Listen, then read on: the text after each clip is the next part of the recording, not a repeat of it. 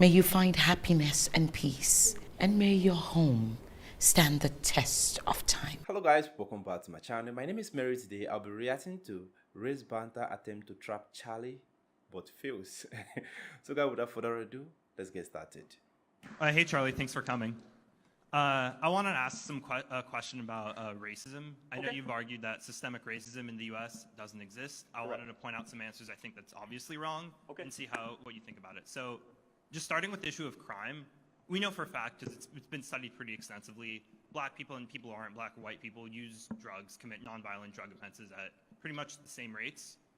Black people get arrested for these crimes about, I think, 2 to 3 times more often. It's dropping now that we've legalized weed in more and more states, which is a great thing that we've done. Even if you say that police are doing that not on purpose, but because they're just in areas where more violent crime is committed and they're patrolling, isn't that an obvious example of something that black people have to deal with in this country that's much worse off for them than non-black people? Okay. No, but any other point you want to make about systemic racism? So let me ask you a question. You believe there's systemic racism? Just I would say that there's a lot of that black people have to deal with that makes them worse off in the country. Okay, such as having to be around police all the time? Yeah, because if you're around police, not because police, but because we have this, I think, law that you're going to get arrested for committing a nonviolent drug crime. So as an extension of that, you're around police more often. You're more likely to be arrested for that crime. So look, here's the thing. So in 2018, blacks made up 53% of all the homicide offenders in America. No one wants to say it out loud, but blacks commit more crimes than whites and Asians and Hispanics. In fact, there's a disproportionate amount of crime committed by blacks in America. And so therefore, you're going to have a heavier police presence. And so why is that happening? I believe there's a fatherlessness epidemic happening in America. And I really don't have a soft spot for the argument hey, there's too many police around, therefore I can't deal crack without being interrupted. Not exactly very compelling to me, okay? Now, secondly, let me say this, though, is that there are issues, if you want to just talk strictly racial, that are disproportionately affecting white America, such as opioids and fentanyl. Not to say that blacks are not affected by this, but it is a disproportionate rural issue. Now, why would that be? Well, white individuals, because of the industrial kind of growth in America, were more likely to get involved in muscular trades in Ohio and Pennsylvania, especially in steel mill towns and such. Therefore, they'd be more what? Likely to get injured at work. So you get likely to get injured at work because of the Sackler family, which you and I could probably agree are a bunch of criminals who should be put in prison for a long period of time. They started to overprescribe Oxycontin, into the communities, and therefore getting these people addicted to the high of an opioid and then searching for other places to go there. So we could play these kind of racial games all the time. Is it fair for someone in Southeast Ohio who's white, who was a son of a steel mill worker, and all these things, that they might have been more exposed to this sort of thing? I think the hyper-racialization of all that is less important than the real, more fundamental question, which is, why does race matter in any of this? And I say it doesn't. I don't like looking at people through a racial lens. If you want to do that, which I said, the statistics are not good at all. In fact, it shows that there's an under-policing problem in black neighborhoods across America. In fact, 50% of homicides go unsolved in Chicago, 50%, because of lack of detectives and lack of police in a lot of these areas. And kind of for your daily thought crime, police prevent crime, and they did prevent crime in New York City. New York City was one of the most dangerous, murderous cities in the 1980s and early 1990s, and someone who I think gets unnecessarily mocked and smeared, Rudy Giuliani, became mayor and cleaned up that entire city. And to his credit, liberal Democrat who ran for president, Mike Bloomberg, continued those policies. And so, look, any thoughts on that really quick, because I want to get some other questions. But yeah, I think I wasn't disagreeing at all that police do a lot of great work. The only problem with that is that is a true fact that a factual extension of the fact that police are in certain areas more often means that if society has laws, those laws are going to be enforced more often. I think most people but I don't think the law against sorry to interrupt, but I don't think a law against dealing crack is a bad law. Okay, but what about weed? What about weed? I think the same applies for weed. You're much more likely to get arrested, and even if this isn't happening as much now, it happened much more often in the past. You're much more likely to get arrested. So there's been plenty of studies done by Harvard and Maryland showing there was actually an under-policing problem in a lot of these communities. You and I could do statistics all day long because I'm sure that there's plenty that you could cite. But first of all, I'm not a fan of legalizing marijuana. I think it's a really bad idea. But I can probably agree with you that there is a problem with locking people in prison for an extended period of time for using marijuana. But there's another more fundamental question, which is this, which is you can get into sentencing, right, which is usually kind of a talking point, which is that the most important thing when it comes to your likelihood of going to jail if you commit a crime is less about your skin color and more about your wealth and how competent of a counsel you can hire, right?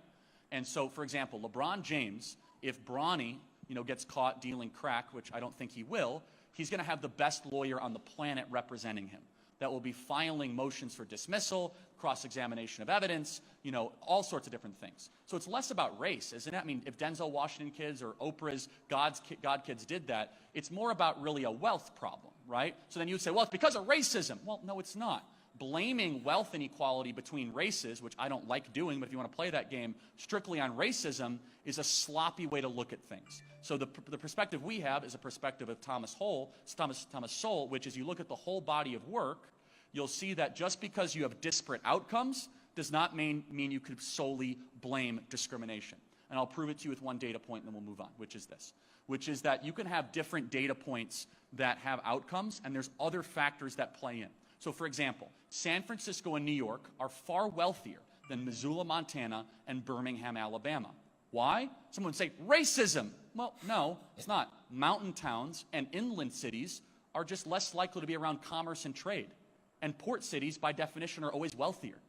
That has nothing to do with race and everything to do with geography. So what does that example have to do? Sometimes you can have disparate outcomes with data, and attributing racism to it is actually not just imprudent, it's really, really detrimental and harmful. So one thing that I would agree with that we need to do, put fathers back into the home, which is very, very important. In 1965, marriage rates in the black community were about 80%. Now it's plummeted down to 20 to 25%. There's a lot of reasons for this, subsidizing single motherhood through the Great Society and many other things. But there's other factors that play in. How many words is a child hearing at home? Is the child getting read to on a daily or weekly basis by parents? Those things transcend race.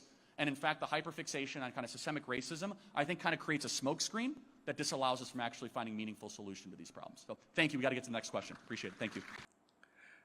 I love this so much. Like, I love how Charlie analyzes his words. He takes his time to make sure everything he's saying makes sense. And that is, I think my previous video I was seeing a lady asking Charlie what is he doing there, because I think he was in their campus.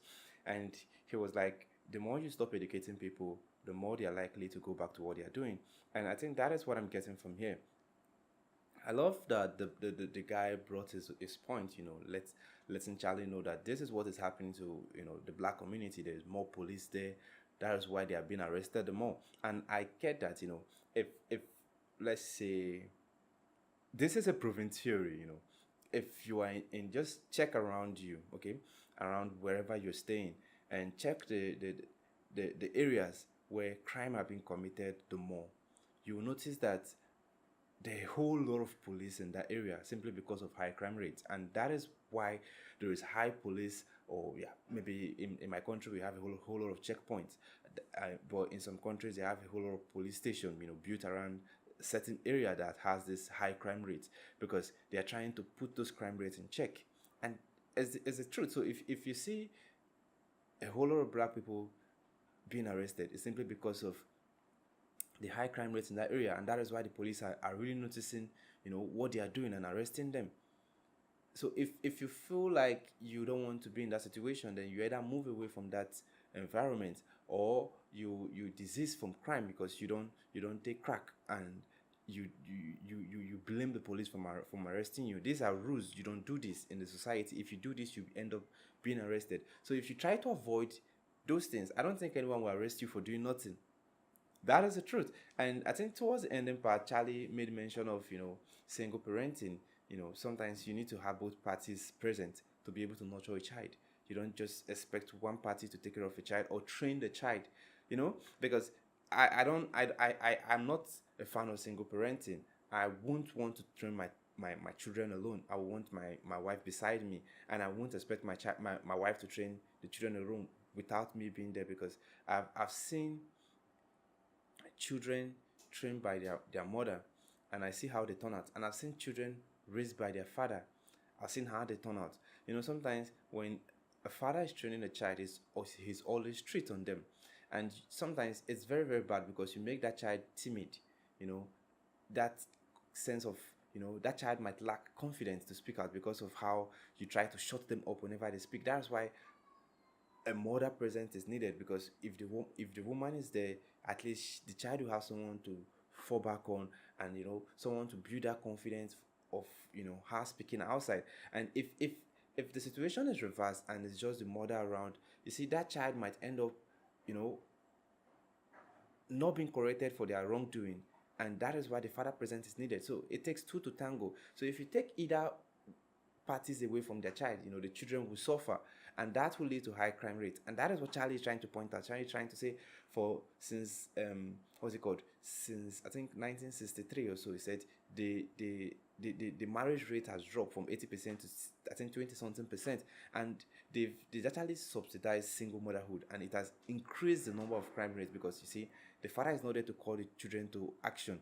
Now children are being trained by their mother only. They are not being corrected, and that is what is leading to more and more high crime rates. Anyway, there are other factors that are leading to it, but I think this is a major fact, and that is what Charlie is trying to point out, and I agree with him. I totally agree with him. Anyway, there's a beautiful one coming from Charlie. I want to see more videos from him. If you have any recommendation, let me know in the comment section. If it is your first time visiting the channel, click on the subscribe button. Thanks for watching, and remain blessed.